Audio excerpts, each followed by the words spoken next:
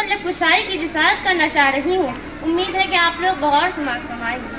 किसी शायर ने क्या खूब ही कहा है, रुलाती है तेरी हालत ए मुसलमान मुझको, रुलाती है तेरी हालत ए मुसलमान मुझको, कि इफ़रत खेज है तेरा फसाना सब फसानों में।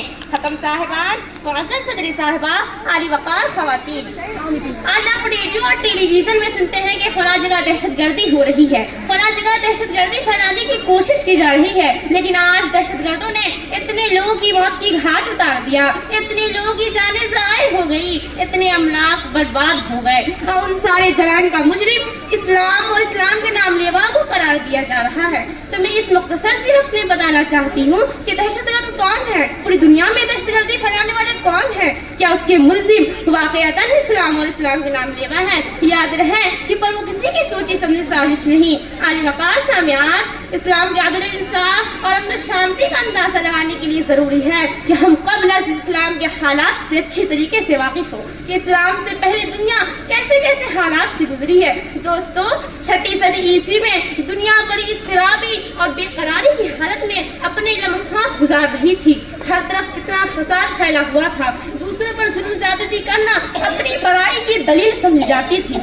एक बादशाह का दूसरे बादशाह के मुल्क के अंदर दाखिल होकर खून खराबा करना एक काबिल कदर कारनामा तस्लीम किया जाता था, दूसरे के हुकूक को दबाना एक काबिल फख्र कारनामा तस्लीम किया जाता था। अलगर्ज पूरी दुनिया में फसाद ही फसाद फैला हुआ था, चाहे रूम हो या ईरान, पाकिस्तान हो या हिंदुस्तान, यूरोप हो या एशिया, रुए ज़मीन का कोई खत्ता ऐसा नहीं था जहाँ लोग अमन सुकून के साथ जिंदगी बसर कर रहे हो। अल्लाह ताला फसाद और दहशतगर्दी को पसंद नहीं फरमाते। कुरान करीम की एक आयत अमन की दावत देती है और दहशतगर्दी से रोकती है, लेकिन आज मीडिया के जरिए इस्लामी तालीमात को मस्ख करने की कोशिश की गई, उसे लोगों के सामने मुजरिम बनाकर पेश किया गया जो अमन शांति का दाई था, उसे लोगों के सामने बदनाम किया गया जो सिर्फ आशिक का दाई था।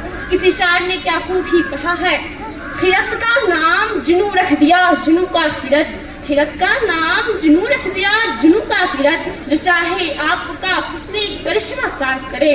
अब बताओ इस्लाम पर अब बताओ कि दहशतगर्दी किसे कहते हैं? क्या जान माल की हिफाजत करने का नाम दहशतगर्दी है? क्या अपने वतन से मोहब्बत रखने का नाम दहशतगर्दी है? अगर तुम लोग किसी को दहशतगर्दी कहते हो तो हम फख्र से कहते हैं कि हम दहशतगर्द हैं, लेकिन दहशतगर्दी उसे नहीं कहा जाता, बल्कि किसी के इंसानी हुकूक पर डाका डालने का नाम दहशतगर्दी है, किसी के इंसानी हुर्रियत आवाज़ को सल्ब करने का नाम दहशतगर्दी है। अब बताओ कि अभी हाल में दहशतगर्दी किसने फैलाई? फिलिस्तीन में दहशतगर्दी किसने फैलाई?